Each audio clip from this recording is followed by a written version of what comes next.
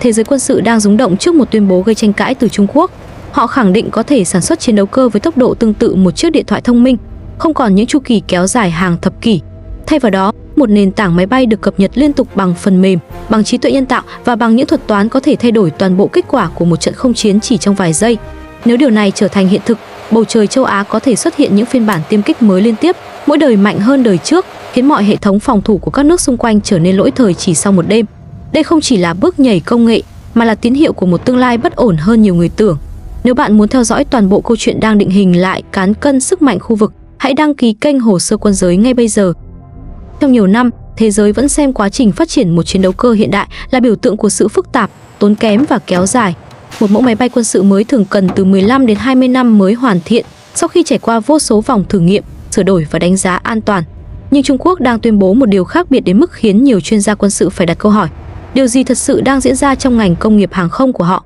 Khi Sun Cong, viện sĩ của Viện Hàn Lâm Kỹ thuật Trung Quốc và cũng là người đứng sau thiết kế của tiêm kích hạm J-15, xuất hiện trên truyền hình và nói rằng chiến đấu cơ tương lai cần được sản xuất như điện thoại di động, ông không chỉ đưa ra một quan điểm mang tính kỹ thuật, ông đang mô tả một hướng đi hoàn toàn mới, mở ra khả năng thay đổi nền tảng của chiến tranh hiện đại.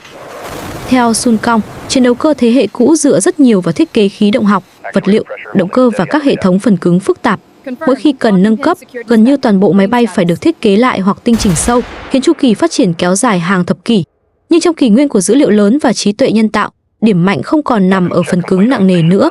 Thay vào đó, phần mềm mới là yếu tố quyết định tốc độ, khả năng xử lý thông tin, chiến thuật trên không và sức mạnh thực tế trong tác chiến.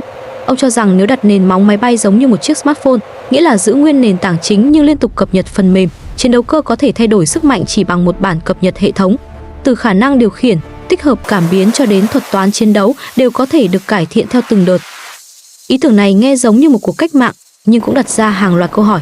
Liệu máy bay có thể thật sự được nâng cấp như điện thoại? Liệu trí tuệ nhân tạo có thể trở thành bộ não thứ hai hỗ trợ phi công điều khiển hàng chục thông số cùng lúc? Và quan trọng nhất, liệu Trung Quốc có thật sự đủ khả năng rút ngắn chu kỳ phát triển chiến đấu cơ xuống mức vài năm, thậm chí vài tháng như Sun Cong mô tả? Điều đáng chú ý hơn là Trung Quốc không đưa ra ý tưởng này như một viễn cảnh xa vời. Họ đã bắt đầu hành động. Chiến đấu cơ J-15, phát triển từ nguyên mẫu Su-33 của Liên Xô, là một ví dụ rõ ràng cho mô hình thiết kế truyền thống, to lớn, cơ động, mạnh nhưng mang dấu ấn khí động học của thế kỷ trước. Trong khi đó, tiêm kích J-35, mẫu chiến đấu cơ thế hệ mới của Trung Quốc, lại phản ánh triết lý hoàn toàn khác.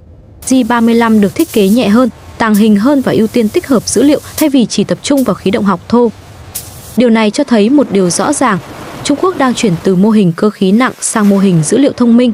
Họ muốn máy bay chiến đấu trở thành sản phẩm công nghệ cao giống như smartphone, nơi mỗi năm có thể ra mắt một phiên bản mới nhanh hơn và tối ưu hơn. Và nếu một quốc gia thật sự đạt được điều đó, họ có thể tạo ra số lượng lớn tiêm kích hiện đại trong thời gian cực ngắn, gây áp lực lên mọi đối thủ trong khu vực.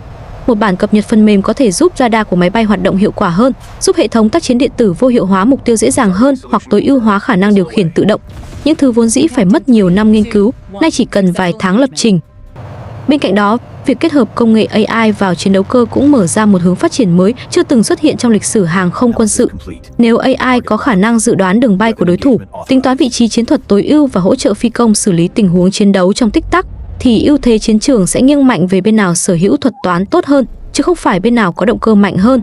Trong không gian chiến thuật hiện đại, tốc độ xử lý thông tin đôi khi quyết định sống còn hơn cả tốc độ của máy bay. Tuy nhiên, mô hình này cũng chứa nhiều rủi ro.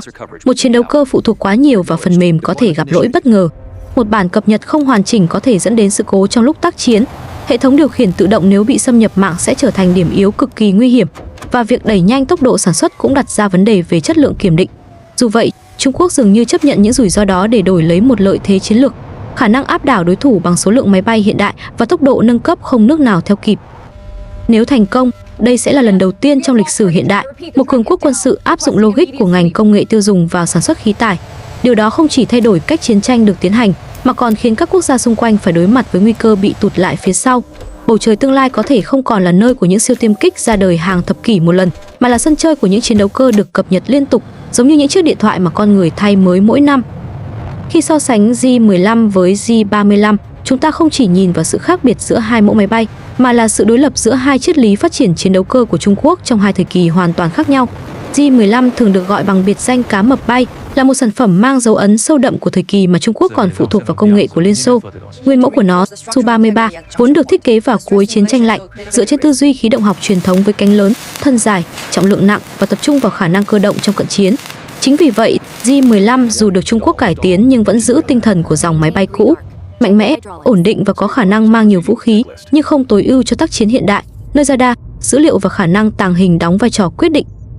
Điều này lý giải vì sao J-15 khi hoạt động trên tàu sân bay Liêu Ninh hay Thái Hòa thường gặp nhiều hạn chế, bởi vì Trung Quốc từ lâu đã phải tìm cách cân bằng giữa khả năng cơ động của J-15 và giới hạn trọng lượng khi chiếc máy bay này cất cánh bằng cầu nhảy kiểu cũ. Trọng lượng lớn đồng nghĩa với việc nó không thể mang đầy tải vũ khí lẫn nhiên liệu nếu muốn cất cánh an toàn. Dù Trung Quốc nỗ lực cải thiện qua từng phiên bản, bao gồm cả việc chuyển từ động cơ Nga An-31F sang động cơ nội địa, J-15 vẫn mang trong mình di sản quá lớn của nền công nghiệp hàng không cũ, nơi mà phần cứng đóng vai trò chủ đạo và việc cải tiến diễn ra rất chậm. Ngược lại, J-35 lại đại diện cho một chương hoàn toàn mới, không còn dựa trên nền tảng Liên Xô. J-35 là sản phẩm đầu tiên mà Trung Quốc tạo dựng với tham vọng cạnh tranh trực tiếp với những dòng chiến đấu cơ tàng hình của Hoa Kỳ. Hình dáng của J-35 thể hiện rõ tư duy tàng hình với các đường viền thẳng, góc cạnh được thiết kế để giảm tối đa phản xạ radar, khoang vũ khí trong được bố trí cho mục tiêu giảm diện tích phản xạ radar và động cơ được che chắn nhằm giảm tín hiệu hồng ngoại. Những yếu tố này khiến J-35 trở nên phù hợp hơn cho tác chiến hiện đại, nơi mà chiến thắng đôi khi không đến từ việc nhìn thấy đối thủ đầu tiên, mà đến từ việc đối thủ không bao giờ nhìn thấy bạn. Tuy nhiên, điều quan trọng hơn là vai trò mới của J-35 trong hệ sinh thái chiến đấu của Trung Quốc. Khác với J-15 vốn nhắm đến nhiệm vụ không chiến và tấn công hạm đội một cách độc lập, J-35 được thiết kế như một mắt xích trong mạng lưới chiến tranh tổng hợp. Nó có khả năng kết nối với các nền tảng khác như UAV tàng hình, máy bay cảnh báo sớm và hệ thống radar mặt đất để chia sẻ dữ liệu chiến trường theo thời gian thực. Điều này cho phép phi công J-35 không chỉ nhìn thấy mục tiêu qua radar của chính máy bay mình, mà còn từ bất kỳ cảm biến nào trong khu vực. Đó chính là điều mà các chuyên gia gọi là ưu thế thông tin, một yếu tố ngày càng đóng vai trò quan trọng trong chiến tranh hiện đại. Nếu J-15 là biểu tượng của một Trung Quốc đi sau, cố gắng học hỏi và sao chép công nghệ nước ngoài, thì J-35 lại là tuyên bố rằng Trung Quốc muốn tự mình xác lập tiêu chuẩn mới. Không phải tình cờ mà J-35 được thiết kế để hoạt động trên các tàu sân bay thế hệ mới như Type 003 Fujian, vốn sử dụng công nghệ phóng điện từ tương tự các tàu sân bay Hoa Kỳ. Với hệ thống phóng tiên tiến này, vấn đề trọng lượng khi cất cánh không còn là rào cản, cho phép J-35 mang đầy tải vũ khí và nhiên liệu, tận dụng tối đa sức mạnh của mình mà không phải hy sinh phạm vi hoạt động. Quan trọng hơn, J-35 được đánh giá là sở hữu tốc độ phát triển nhanh bất thường. Việc xuất hiện liên tục trong các đoạn phim thử nghiệm và dây chuyền sản xuất khiến nhiều chuyên gia tin rằng Trung Quốc đang áp dụng triết lý sản xuất mới mà Sun Kong đề cập. Thay vì chờ đợi một phiên bản hoàn hảo ngay lập tức, họ có thể sản xuất hàng loạt một phiên bản nền, sau đó tiếp tục nâng cấp bằng phần mềm, cải thiện hệ thống cảm biến, radar và trí tuệ nhân tạo theo từng lô sản xuất. Điều này thể hiện rõ qua tốc độ thử nghiệm các bản mẫu J-35 khi chỉ trong thời gian ngắn xuất hiện nhiều cấu hình khác nhau của cửa hút khí, buồng lái và thiết kế thân. Một điểm nổi bật khác là định hướng chiến thuật mà J-35 theo đuổi. Không giống J-15 vốn phụ thuộc gần như hoàn toàn vào phi công, J-35 được kỳ vọng sẽ sử dụng trí tuệ nhân tạo để hỗ trợ quyết định chiến thuật. Điều này bao gồm việc lựa chọn mục tiêu, đánh giá nguy cơ, đề xuất đường bay tối ưu và thậm chí tham gia vào điều khiển UAV hộ tống. Trong tương lai, J-35 có thể trở thành trung tâm chỉ huy trên không kiểm soát một nhóm UAV tàng hình hoạt động theo mô hình bầy đàn, từ đó tạo ra lợi thế tấn công và phòng thủ chưa từng có. Tất nhiên, không phải mọi thứ đều hoàn hảo. J-35 vẫn đối mặt với nhiều vấn đề thực tế như độ tin cậy của động cơ, khả năng duy trì lớp phủ tàng hình trong môi trường biển và mức độ hoàn thiện của công nghệ hợp nhất dữ liệu. Nhưng điều đáng lo ngại là ngay cả khi chưa hoàn thiện, Trung Quốc vẫn có thể sản xuất chúng với số lượng lớn để áp đảo đối thủ bằng quy mô. Nếu mỗi vài năm họ lại tung ra một phiên bản cải tiến, các lực lượng trong khu vực sẽ gặp khó khăn trong việc theo kịp nhịp độ thay đổi. Sự đối lập giữa J-15 và J-35 phản ánh chính xác con đường mà Trung Quốc đang đi. Một bên là hình ảnh của quá khứ dựa trên sức mạnh cơ học và sự chịu đựng. Bên còn lại là biểu tượng của tương lai, nơi dữ liệu, trí tuệ nhân tạo và tốc độ thích ứng định hình kết quả chiến tranh. Sự chuyển đổi này không chỉ thể hiện khả năng công nghệ mà còn tiết lộ tham vọng chiến lược lớn hơn của Trung Quốc, trở thành quốc gia đi đầu trong cuộc cách mạng máy bay chiến đấu dựa trên phần mềm, nơi ưu thế không còn đến từ một mẫu máy bay siêu hạng mà đến từ khả năng cải tiến liên tục và phản ứng nhanh. Khi nói về tương lai của không chiến Trung Quốc, nhiều chuyên gia cho rằng J-35 chỉ là bước khởi đầu cho một chiến lược lớn hơn nhiều. Đây không chỉ là một mẫu máy bay mới, mà là biểu tượng cho sự chuyển đổi toàn diện trong cách Trung Quốc muốn thống trị bầu trời. Nếu J-15 đại diện cho thời kỳ học hỏi và bắt chước, thì J-35 là dấu hiệu cho thấy họ đã bước vào giai đoạn tự chủ và hướng tới dẫn đầu. Tuy nhiên, điều quan trọng hơn là những hệ thống chiến đấu đi kèm với nó, bởi một máy bay không còn hoạt động đơn độc như trước. Chiến trường hiện đại đòi hỏi sự kết hợp giữa dữ liệu, cảm biến, trí tuệ nhân tạo và khả năng phối hợp giữa nhiều nền tảng khác nhau. Và đó chính là nơi chiến lược của Trung Quốc trở nên đáng chú ý và đáng lo ngại. Theo nhiều tài liệu phân tích, Trung Quốc đang đầu tư mạnh vào công nghệ trí tuệ nhân tạo không chỉ để nâng cấp khả năng điều khiển máy bay mà còn để thay đổi bản chất của chiến tranh trên không.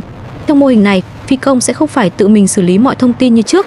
Họ có thể dựa vào hệ thống trí tuệ nhân tạo để dự đoán tình huống, lựa chọn phương án tấn công hoặc phòng thủ tối ưu và tự động điều chỉnh đường bay phù hợp với chiến thuật chiến trường. Điều này giúp giảm tải cho phi công, đồng thời mở ra khả năng sử dụng các chiến thuật mới mà trước đây con người khó có thể phản ứng đủ nhanh để thực hiện. Nhưng tham vọng lớn hơn nằm ở việc kết hợp J-35 với lực lượng UAV tàng hình hoạt động như cánh tay nối dài của phi công. Những UAV này không chỉ là trinh sát mà còn có thể tham gia chiến đấu, gây nhiễu điện tử, đánh lạc hướng đối phương hoặc thực hiện các nhiệm vụ nguy hiểm mà con người không thể đảm nhận. Đây được gọi là mô hình trung tâm điều khiển bầy đàn, nơi một máy bay có người lái đóng vai trò chỉ huy cho một nhóm UAV hoạt động xung quanh. Nếu được thực hiện đúng, mô hình này có thể khiến đối thủ gặp khó khăn trong việc xác định đâu là mục tiêu thật, đâu là mục tiêu ảo và đâu là mối đe dọa lớn nhất. Trung Quốc cũng hiểu rõ rằng để chiến thắng trong bối cảnh hiện đại, chỉ có máy bay mạnh là chưa đủ. Điều quan trọng là khả năng duy trì sự hiện diện liên tục trên bầu trời. Và để làm được điều đó, họ cần số lượng lớn máy bay hiện đại, không phải chỉ một vài chiếc tinh hoa. Đây là lý do khiến tuyên bố sản xuất máy bay như điện thoại của Suncong trở nên đặc biệt đáng chú ý. Nếu họ có thể sản xuất J-35 với tốc độ nhanh hơn nhiều so với các đối thủ phương Tây, những lực lượng trong khu vực sẽ phải đối đầu với một lượng lớn tiêm kích tàng hình hoạt động như một mạng lưới, chia sẻ dữ liệu và hỗ trợ lẫn nhau. Điều này tạo ra một tình huống chiến lược cực kỳ nguy hiểm. Các quốc gia như Nhật Bản, Hàn Quốc, Đài Loan hay các nước Đông Nam Á vốn đã đối mặt với thách thức lớn trong việc theo kịp năng lực đóng tàu và mở rộng hạm đội của Trung Quốc. Nếu giờ đây họ còn phải đối mặt với việc Trung Quốc liên tục tung ra các phiên bản chiến đấu cơ mới trong thời gian ngắn, cán cân quyền lực sẽ tiếp tục nghiêng mạnh về phía Bắc Kinh. Trong môi trường chiến thuật, nơi tốc độ thích ứng đóng vai trò quan trọng, việc không thể cập nhật công nghệ kịp thời sẽ khiến các lực lượng phòng thủ khu vực nhanh chóng bị bỏ lại phía sau. Một viễn cảnh đáng lo ngại là việc Trung Quốc phối hợp J-35 cùng hệ thống tên lửa đất đối không, radar cảnh báo sớm và tàu sân bay để tạo thành một bức tường phòng không đa lớp. Khi đó, bất kỳ lực lượng nào tiếp cận khu vực tranh chấp cũng phải đối đầu với không chỉ một vài máy bay, mà là cả một hệ thống phòng thủ thống nhất hoạt động dựa trên trí tuệ nhân tạo và dữ liệu cảm biến liên tục. Điều này đe dọa nghiêm trọng đến chiến lược phòng thủ của các quốc gia láng giềng và làm gia tăng nguy cơ đối đầu nếu xảy ra sự cố ngoài ý muốn. Tuy nhiên, mô hình sản xuất nhanh và phụ thuộc vào phần mềm cũng đặt ra những thách thức mà Trung Quốc phải đối mặt. Một chiến đấu cơ được nâng cấp liên tục bằng phần mềm có thể gặp phải tình trạng thiếu ổn định nếu quy trình kiểm thử không đủ nghiêm ngặt. Một lỗi nhỏ trong thuật toán có thể khiến máy bay phản ứng sai trong tình huống nguy hiểm. Ngoài ra, phụ thuộc quá nhiều vào trí tuệ nhân tạo cũng khiến hệ thống dễ bị tấn công mạng hơn, mở ra khả năng đối thủ khai thác điểm yếu của phần mềm để vô hiệu hóa hoặc làm gián đoạn hoạt động của máy bay. Dù vậy, điều khiến nhiều chuyên gia lo ngại là Trung Quốc dường như sẵn sàng chấp nhận rủi ro trong ngắn hạn để đạt được ưu thế trong dài hạn.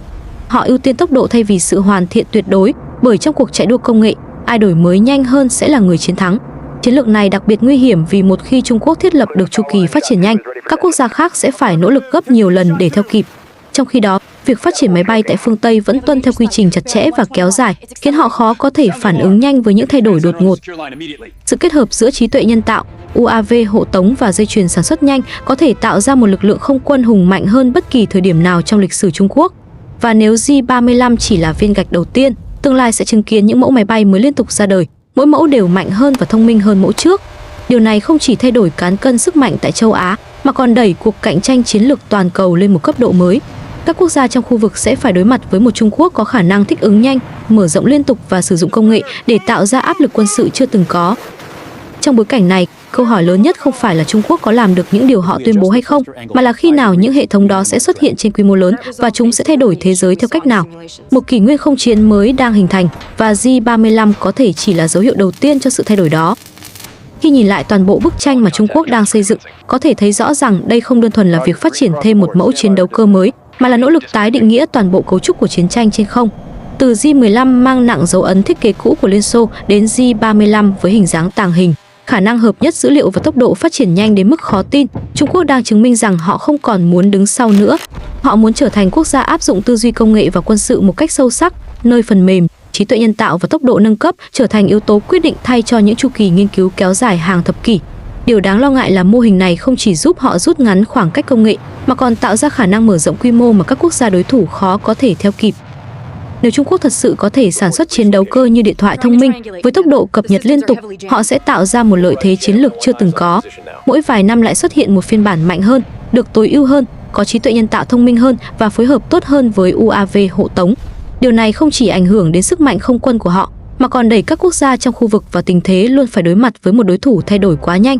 Nhật Bản, Hàn Quốc, Đài Loan và các nước Đông Nam Á sẽ phải đầu tư mạnh hơn nhiều lần chỉ để giữ vững thế cân bằng. Và khi tốc độ thay đổi vượt qua khả năng thích ứng, nguy cơ mất ổn định sẽ ngày càng gia tăng. J-35 cũng mở ra thời kỳ mà máy bay không còn là nền tảng đơn lẻ, mà trở thành một phần của hệ sinh thái tác chiến lớn hơn. Khi nó kết hợp với radar cảnh báo sớm, hệ thống tên lửa phòng không, UAV, tàng hình và tàu sân bay, Trung Quốc có thể tạo ra một mạng lưới phòng thủ và tấn công nhiều tầng, hoạt động dựa trên dữ liệu được chia sẻ liên tục. Nếu hệ thống này được hoàn thiện, nó có thể tạo ra một vùng trời nơi bất kỳ lực lượng nào xâm nhập đều gặp phải rủi ro cực lớn. Điều này làm thay đổi đáng kể chiến lược của khu vực, đòi hỏi các quốc gia lân cận phải nhanh chóng phát triển phương án đối phó mới. Tuy nhiên, những gì Trung Quốc đang theo đuổi không chỉ mang tính kỹ thuật, đó là tuyên bố về tham vọng chiến lược, về khả năng dẫn đầu và về một kỷ nguyên mới trong cạnh tranh toàn cầu. Đây là lý do khiến câu chuyện về J-35 và tư duy sản xuất như điện thoại trở nên đặc biệt đáng quan tâm. Nó không chỉ nói về máy bay, mà nói về tương lai của khu vực và cả thế giới. Cuộc đua vũ trang đang nóng lên, và những quyết định ngày hôm nay có thể định hình an ninh của cả một thế hệ mai sau. Nếu bạn muốn tiếp tục theo dõi những phân tích sâu sắc về các loại vũ khí, chiến lược quân sự và những thay đổi đang diễn ra trên toàn cầu, hãy đăng ký kênh Hồ sơ Quân giới ngay bây giờ. Mỗi video sẽ mang đến cho bạn cái nhìn rõ ràng hơn về những gì đang định hình lại sức mạnh của các quốc gia trong thế kỷ 21.